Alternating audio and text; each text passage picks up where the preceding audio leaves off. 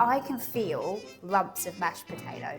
And I just don't think that's right. And also, I saw on the internet that like shallots cut, it's not like it's stuck to the pan, but it's like it's a bit stuck to the pan. Hello, and welcome back to Aggressively Average, a series where we just try and do our best because that's all anyone can ever ask of you. Today, we're going to be making focaccia for the first time, but not even just focaccia art.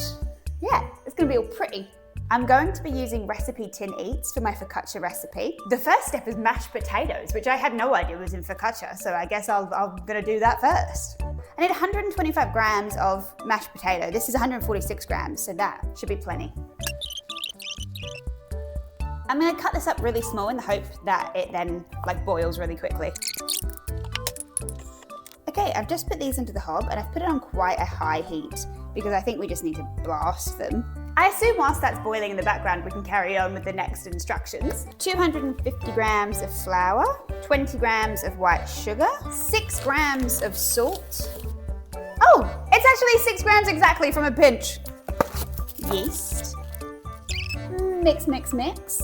Okay, then I've got my well in the center, and then I need to put the olive oil in the middle. 3/4 of a cup of very warm water. I have no idea how long this is supposed to take until you can no longer see the flour. I think I've done this wrong because this has said, mix with a spatula till you can no longer see flour. Dough should be sticky, too sticky to knead. Oh, it's kind of sticky. Oh yeah, it is sticky. All right, I think I just need to really, okay. Yeah, it's sticky. I just need to keep mixing.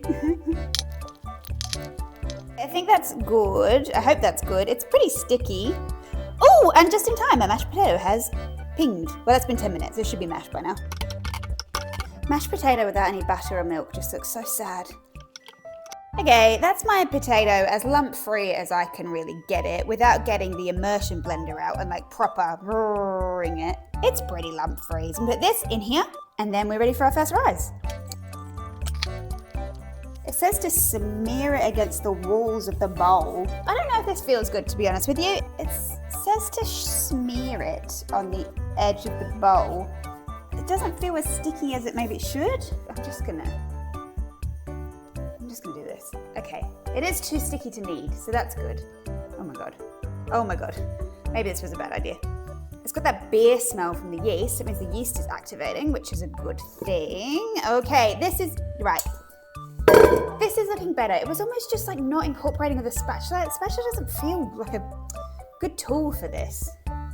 Okay, this is more sticky like what I was expecting. So I think that we're on the right tracks. There's now a little ball in there. So I'm gonna cover with cling wrap, put it in my oven to prove oven's not on. I did that thing I do sometimes where I turned it on earlier just to make it a little bit warm in there, but it's not gonna cook. And we give that 30 minutes for its first rise. Okay, so that has been 30 minutes and it's definitely doubled in size. Well, that's a lump of mashed potato. I'm pretty sure that was meant to be well incorporated. Anyway, ignore that. So I now have to get another bowl for some reason. I don't really understand why. I have to get another bowl, oil that and shape it in the new bowl. Anyone can explain to me why I need a new bowl? That would be great. I am really low on olive oil, and olive oil is about $1,000 a litre. Just covering this bowl in oil. Move it from one to the other. Ooh. Ooh. Oh, it's looking interesting. And now I just got to shape it. So I'm guessing you're just shaping the dough. That looks like a shape.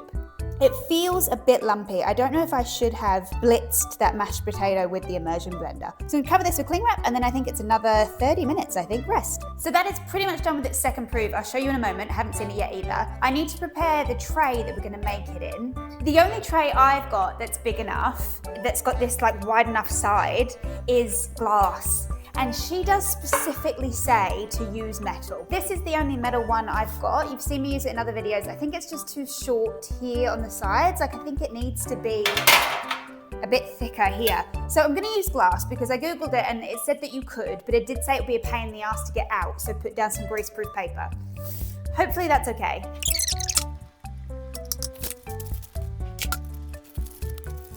I don't really know why I put the oil in the bottom of the pan. Did I just waste a bunch of olive oil? Maybe. This this is what we are looking like. I think it's doubled in size again. Ooh, it feels very alive, if that makes sense. Feels alive and bubbly.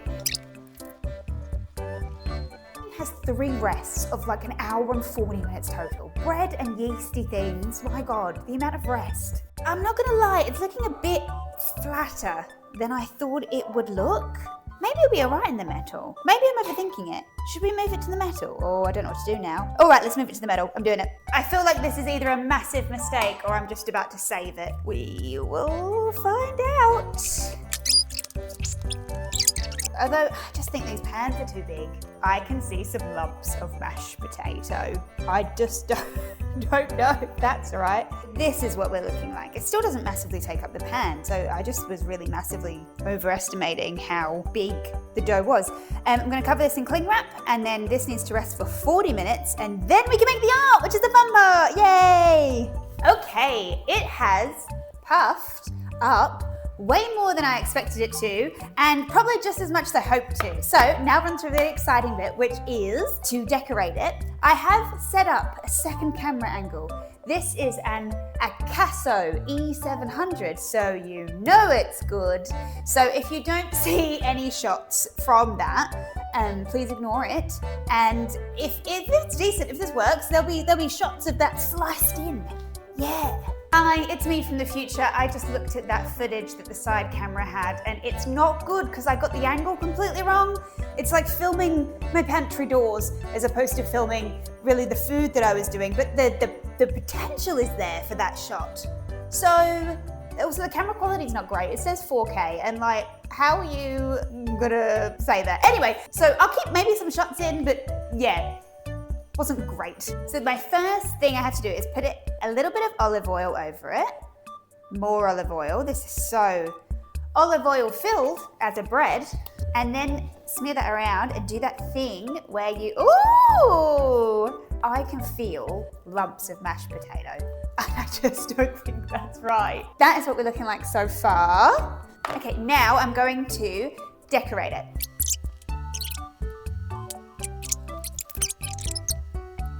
I'm just kind of shoving them on, and it's looking all right, I think. Mix-a-mato, because there were some that were yellow, some that were red, and some that were kind of greeny. And also, I saw on the internet that like shallots cut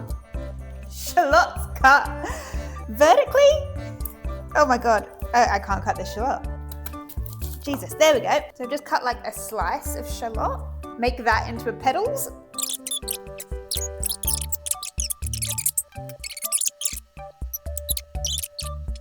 Then we've got some pitted olives, and my plan is just to slice the middle of these pitted olives, see that?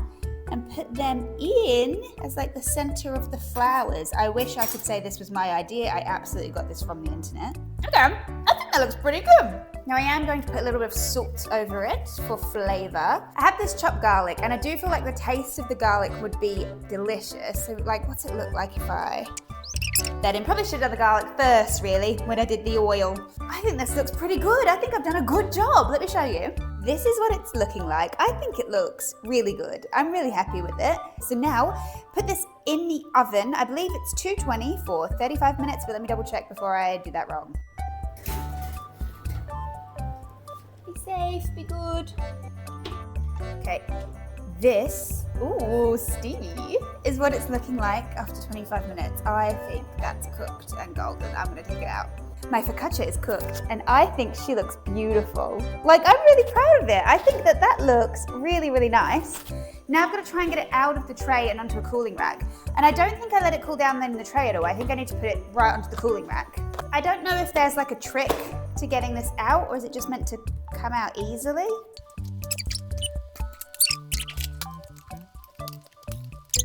It's not like it's stuck to the pan, but it's like it's a bit stuck to the pan. It's just stuck in a couple of places. So it's ripped a little bit at the top here, but that's okay. I think it's beautiful. I really, really do. It ripped just a little bit coming out of the pan, just here. It's not like thick, like, you know, focaccia bread's kind of like thick and spongy. This is thin. This is thin. I'm gonna let you in on a secret in that I've actually never eaten focaccia bread before. I don't think the bread part has maybe come out quite right because it's quite thin, but I think it's pretty. That's what it looks like inside. Is focaccia bread meant to be that thin? I feel like now is a really strong time to ask you to please like, comment, and subscribe. Now, I'm gonna be really honest. I have already eaten some of this focaccia bread, but apparently I didn't record it. Like, whoops, thank God I looked for the footage and saw that I hadn't recorded it. Anyway, I'm gonna try another piece. I think it's delicious. I think it's genuinely really, really tasty. The saltiness, the oiliness, the garlic, and it looks so pretty.